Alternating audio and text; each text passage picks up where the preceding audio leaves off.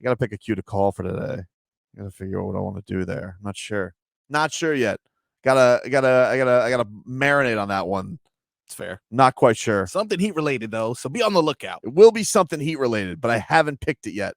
Tonight is the Heat's last preseason game. They're taking on the New Orleans Pelicans. I'll be filling in on pregame tonight, so we'll have that for you from FTX Arena. As I don't know, it was tough to get a read on whether or not they're going to do a dress rehearsal. I don't think they are, based on the comment just today by Jimmy Butler and Eric Spoelstra. Eric Spoelstra said he was asked yesterday about the idea of doing a dress rehearsal, and he goes, "Well, we've had lots of dress rehearsals. You guys just haven't seen them yet." And so, they're just, which I don't think is, I guess that's fine if they don't really. It's not like football, I feel like. You don't need snaps. I feel like Jimmy Butler knows what to do when he starts a basketball game, and so does Kyle Lowry. So I don't think they need to feel each other out, especially this team. There's not a lot of new blood around. I did see, though, yesterday, Jamal Cain he got the invite to the Jimmy Butler one-on-one, and that was Goosey's galore. Because when the Cain train gets to go play a little one-on-one with Jimmy Butler, you know what that means? It means you made it. So that was a cool thing to see there yesterday, Leroy, that the Cain train got to play a little one-on-one ski with Jimmy Buckets. What? They practice every day together. No. But the Jimmy Butler one-on-one specifically, that's invite only. He allows you to come through there and say, Cain train, come on, baby. You sit on down, play a little, play some ones against Jimmy Buckets. Go mad, a couple Marquette guys going at it. It's vicious out there. Marquette has been good to us, man. Marquette has been good to us. Yep. Yeah, I like. And then, and Crowder, I mean, he's out here. Please bring me back, please. It's a bit much, Jay. We'll get to you when we get to you. That's how it's going to go. You are something. What? What if all the people that you traded were that way with you? I mean, like, what is this? Is this like repeat take today? Like, is your iPod shuffle broken? Because you've literally said the same thing on every Heat take. Yeah, because guess what? You're doing the same thing to former players that want to come back. Mm-hmm. And I'm like, what if the players did that to you? How would they do that to me? Like, they put on a sports show, and then they're like, and then Tobes is like, "Oh, but I really wish I was talking Heat," and they're like, "Well, too bad." Like, what scenario do you have with this? I'm having a tough time wrapping my brain around it. So when you talk to people and you get all nicey nice, and then they go, "Hold up, didn't you trade me?" Mm-hmm. Yeah. And if that happened, you know what I'd say? What? Hey, D, what are you offended by? What are you offended by? But why don't you think anybody else can have that attitude? That's what is the attitude though? Like, I don't. How does this a parallel to Jay Crowder? I don't get it. Because you say Jay Crowder wants to come back. Yeah, we'll get to you when we get to you. Is that any different than when you say you want to trade somebody and then they don't get traded? I'm not saying I don't want Jay Crowder back though. Okay. I'm just saying we'll get to you when we get to you. You kind of dismissed it. And now all of a sudden you're trying to backtrack and say, I didn't say I didn't want Jay Crowder. I'm not trading for Jay Crowder. For example, like, would you trade Duncan Robinson for Jay Crowder? No. Me neither. So it seems like you and I agree on the same thing. If he gets bought out and he wants to come back to the Miami Heat, come back, 99. What am I going to trade? Am I going to give up a first-round pick for Jay Crowder? Get the hell out of here. Is there anyone you'd be giving for Jay Crowder? would be willing to give suggested that? Huh?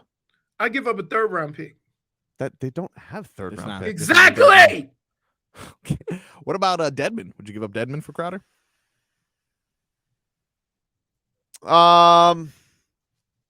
Yeah, but they wouldn't make that deal. Nah, they wouldn't. They would definitely throw in a pick. They wouldn't make that deal. Yes, I would. But I don't think they could trade Dedmon. He's got it because he got a new deal. But I don't think there's anyone I'd be willing to part with to get Jay Crowder back. I'll take a buyout. Yeah, I'll take him. Yeah, when he gets bought out, I'd welcome Jay Crowder back. Am I going to go make a deal for him? Why would he get bought out? Because last year of his deal, he's not happy in a certain spot. Guys get bought out. The owner's racist. A couple things as to why they'd be willing to buy him out. Well, is he the owner? I guess he technically is still the owner, right? Yeah, no one bought it, right? Not yet. Unless Fergie owns that too. No, she does not. Okay. Not to my knowledge. Hey, I don't believe that he does. Fergie's rich. The owner of the Suns is wealthy. Well, he's about big difference. His punishment is he's about to be a lot wealthier. Yep. Right. Isn't that crazy? How about this though? This kind of gave me goosies, dude. I'm not gonna lie. Oh boy.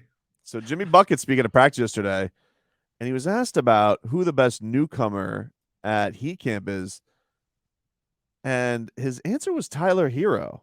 Listen to why he thinks Tyler Hero is the best Heat newcomer. Check this out, Leroy. Of the newcomers, who has impressed Jimmy Butler in training camp and preseason? Probably Tyler Hero. I think Tyler Hero's came back a completely new individual, and he's really been showing out. Happy for him, proud of him, and he's going to be as key as anybody in what we're trying to do this year. How about that, Leroy? New person. Okay.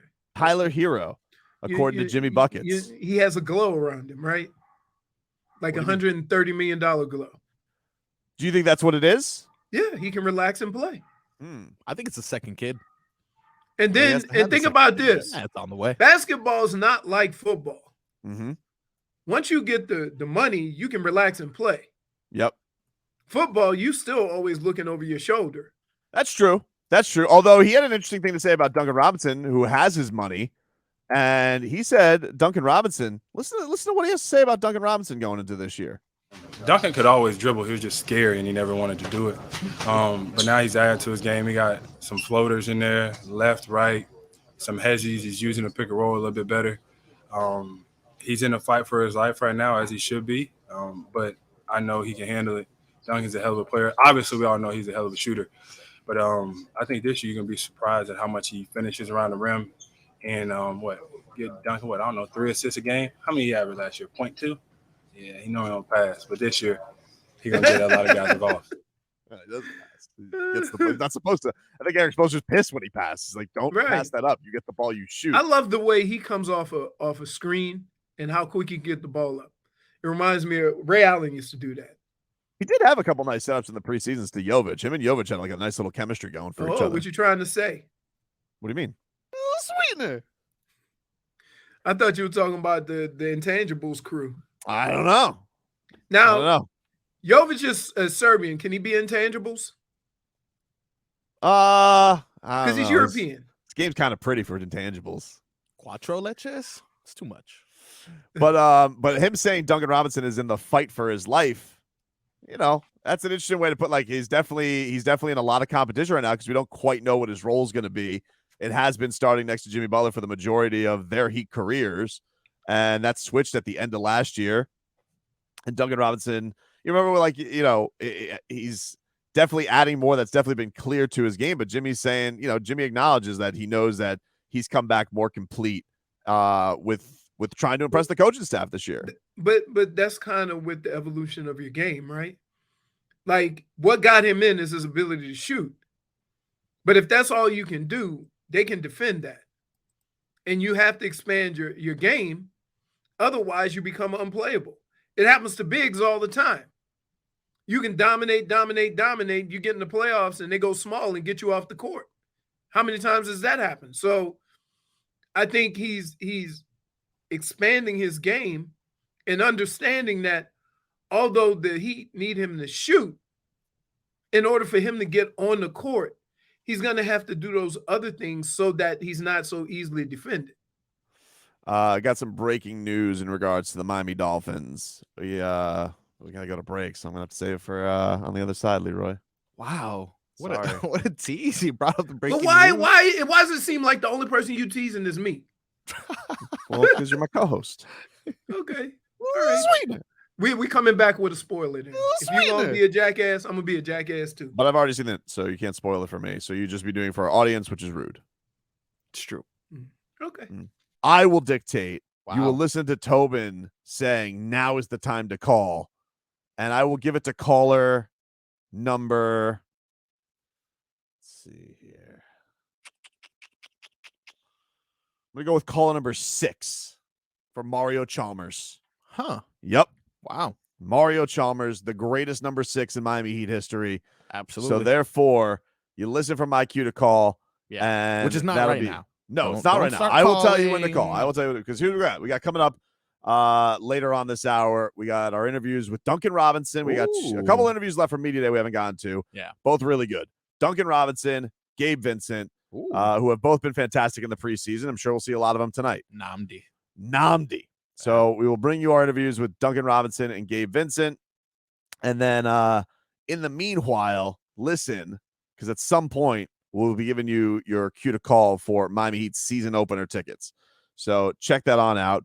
Leroy will be back in a bit. He's going to do some of his Cleveland stuff. I don't know if it's with old Ken Carman or Jay Crawford. Carman. I'm not sure which one of the crew. Brian Windhorst. I'm not sure which part of the crew it is. But really windy. Oh yeah, you never know. You never know what's going on. Why would they do Why that? would they do that? It's fair. Tonight, the Heat take on the Pelicans, by the way, in preseason action. I don't know if we'll get a look on Zion. I was going to tonight. say, I'm any not chance sure. that he plays? I think there's a chance he plays. He's trying to tune up for the season. All right, also. I hope so. So I think Ingram and I think that McCollum are questionable. So Yes, maybe we'll get I a look see at that. it. Pelicans team's going to be fun. They're going to be a fun little look. Yeah. And for this Heat team, Jimmy Butler, he was saying yesterday, he goes, dress rehearsal. Don't really know if we need it. Here was Jimmy Butler yesterday after practice on the idea of a dress rehearsal for them. And All what? right. Gotcha now. Nah, I mean, practice is another way of a dress rehearsal. We're out here getting at it every day. Whenever you get in the game, I think that's the easy part. You just need to maintain your conditioning, make sure you're in a rhythm. I think everybody's going to be that. Whenever you put 5 really good basketball players out there and then the role players that we have coming off the bench, we're going to figure it out. No worries there. Yeah, It doesn't like that. sound to me. I'm not ruling out that Jimmy Butler and Kyle Lowry and Bam Adebayo play. Yeah. But, will all of them play? I don't know. Jimmy Butler don't need it. Like, I agree. this whole regular season for Jimmy Butler to tune himself up for playoff Jimmy Butler. That's what he's got going on for tonight. But either way, I have found this to be a really, really fun Heat preseason because once again, it feels like you go into these things and there's this whole, little crop of gems that you see every single week. And Jamal Cain has been a big story of that. Cain train. And then also Nikola Jovic. Jovic being a lot more far ahead than I think we all thought he was going to be. But let me tell you something that was annoying to me. All right. Ooh. Than you thought he was going to be? Well, what do you mean by that, J-Fig? But because he was young and 19 and we hadn't seen him play I a think lick he's of basketball. still young and 19 years old. Yeah, Correct? it's true. Okay. I mean, Tyler Hero did that and he was, taking over the league. He's dynamic. Okay. I didn't know that Nikola Jovic, and it wasn't just me, by the way. That's how the team was talking about him. I think they've had their own eyes open, J-Fig. I don't think they had this expectation that he was going to look like this in the preseason.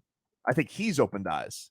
So I will not take sole blame for this or any of that just Okay. because I threw him into a KD deal. Yeesh. It's not that big a deal. Sweetener. A little sweetener. But I saw Utah this. deal also. Well, yeah. No, you got to give something to get something. Got to give something to get something. I'm not out here, trading, Blake Ahern to get Donovan Mitchell. That's not how it works. Can't keep bringing up Blake Aiken. Bring up Blake Ahern as much as I want, I dude. didn't even know who he was. So how about this? So the Zach Lowe post host. Don't we like him? Okay. I'm iffy on him. All right. He likes to think of himself as like a card carrying member of Heat Nation. Yeah. I think I personally, this guy right here, I find him to be a wolf in sheep's clothing. Whoa. I don't know. Okay. So he comes out, he's got this whole thing that's called the League Pass rankings. And it's the teams who are ranked in watchability and fun. All right. I'll bite. Let's see who he finds to be the least fun teams to watch and who are, the best teams to watch. And so he says teams are scored in 1 to 10 in 5 categories. All right. Zeitgeist. The hell uses that term? When you talk about this team at parties, do they slink away? Highlight potential. Do you linger in games in case a superstar does something amazing? Style. Are they continuing the Golden State Warriors' beautiful game, or Julius Randle just took 4 jab steps and launched an 18-footer? League Pass minutia, all the little things that mean too much to damage diehards, announcers, court designs, uniforms. An unintentional comedy. Google the Washington Wizards of the early 2010s. So Yikes. like you said, interesting, fun to watch. Let's just put it under the umbrella there for old Zach Lowe. Okay. All right, so I look at the bottom of these teams and I'm like, these are terrible teams. I kind of see where he's going here. Worst team to watch, 30th, Utah Jazz. Yeah, for 29, Indiana Pacers. Oh, They're yeah. going to be terrible. Mm-hmm. San Antonio Spurs, they're Boring. tanking for Wembanyama. Oh, Understood. my God. Oh, he's amazing. That guy's man. good. That guy's good. I'd rather watch Wembanyama than the Spurs. So true. And they just traded DeJounte Murray. Oh, Even yeah. Greg Popovich came out and he says, you shouldn't bet on these guys. Which is like, I appreciated the honesty, but I'm sure as a Spurs fan, you're like, oh, okay. I think as a Spurs fan, you appreciate the honesty of Pop. But I'll tell you one thing, Spo would never say that. No, never. He would never say that. Even if he felt it. Even if Spo felt it, Yeah. he would say we have enough. I like Okay? that personally. I like that he did do that because I'm not a Spurs fan. Even Jimmy Butler today or yesterday was talking about this. He was like, the idea of, what's the rotation going to be? And even he was like, he's like a little Spo. Even when they fight, they butt heads in the heat of competition. Yeah. He's a little Spo cyborg. You have Jimmy Butler on the rotation and the start. He's like, well, we got plenty of time to figure it out. And it's quoting Spo in the midst of it. Doesn't matter to me. No, it's a long season anyways. I'm pretty sure the lineup's going to switch from time to time, with injuries. COVID's still a real thing. And who else knows what else goes on. But whole thing about this is like next man up mentality. We got enough every given night. So whatever the lineup is, we're expected to win.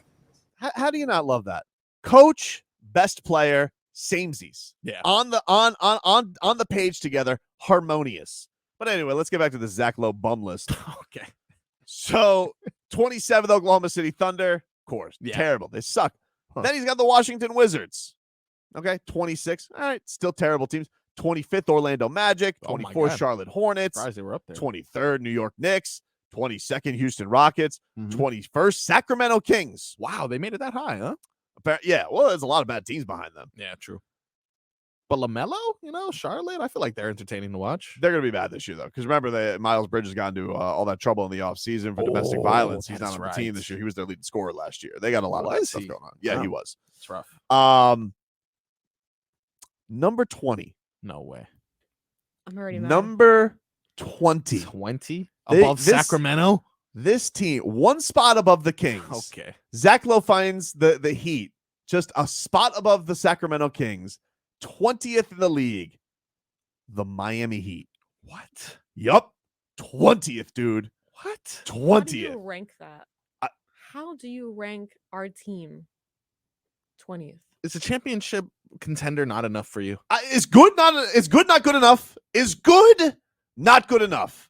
Here's what he writes.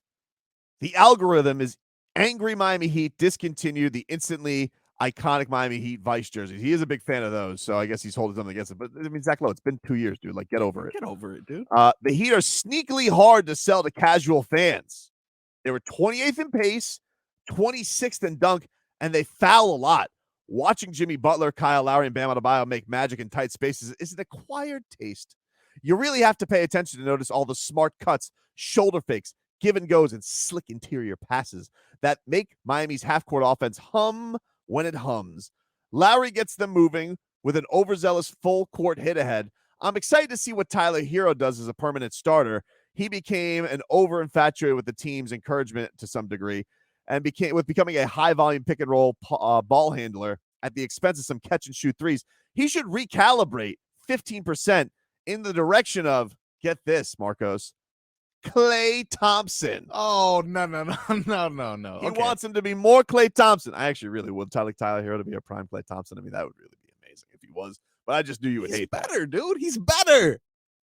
Not a better defender, but he's a better scorer. He wrote that just for you. He said, did. there's something beautiful, almost contradictory about Jimmy Butler's bruising game. He doesn't just plow into people. He's violent and physical, but never reckless. In Correct. a blink, he can get from transition to burrowing drive and a stop on a dime jumper that drips with surprising softness. He brings the same balletic ferocity. Okay, enough with the words, all right, Yeah, Zach we- Lowe? Seriously, what is he trying to Wordsmith, describe dude? here? What His you rat's consider off a yourself, a shit. writer? Zeitgeist. Come on, dude. Get outta Zeitgeist. here. Get the hell out of here. Butler may be the league's most underrated cutter. Eric Spoelstra has thorny man's decisions with Duncan Robinson, revitalized Victor Oladipo, Gabe Vincent, Caleb Hart, Max Strus, and don't sleep on Big Yurt. On the flip side of self-serious Heat culture is the almost nothing funny, unintentionally or otherwise, about the Miami Heat. So sorry that just good basketball isn't fun to watch for Zach Lowe and the Cavs. This has to be the lowest rated good team ever in the history of this stupid list. They're doing it again. I dude. know they're doing it again. Why? They are doing it again. The disrespect continues yet again. Who's been not a league more- pass team? Who's more consistently successful than the Miami Heat over these past couple seasons? Let me ask you something. Because I know who's going to be high on this list. But let me ask you something. Wow, the Sixers probably. What's so entertaining about watching Jason Tatum? Oh my What's god. so entertaining about? What are we obsessed with fall away jumpers? You're You're telling me Jason Tatum is a more entertaining player than Jimmy Buckets? No way. No, not funnier. Boring. Yep. You want to know why he's not entertaining? I'll tell you why he's not entertaining. Because they keep got to doing crowd shots of his cute kid. That's the only reason. That immediately makes you not interesting. It's true. Because they're like, oh, look at him. He's got his son there. Like, all I right, haven't well, what even about him? seen Jimmy Want to know Butler's why? kid. Want to know why, dude? Seriously. Because he's not fun to watch, Jason Tatum. It's true. We've crowned this guy, but the only thing that makes him fun to watch is that he's got a Boston jersey on. That's why everybody's obsessed with it. Hell out of here, dude. It's true. Hell out of here. All right. Duncan Robinson, Gabe Vincent sat down with these guys at Media Day. We got our Heat opening night tickets coming up. Zach Lowe. I'm disappointed in you, Zach Lowe. Disappointed. Bum, J-Fig. Tell him, J-Fig. You're a bum. Thank you. Nice. Thank you. Back with more after this.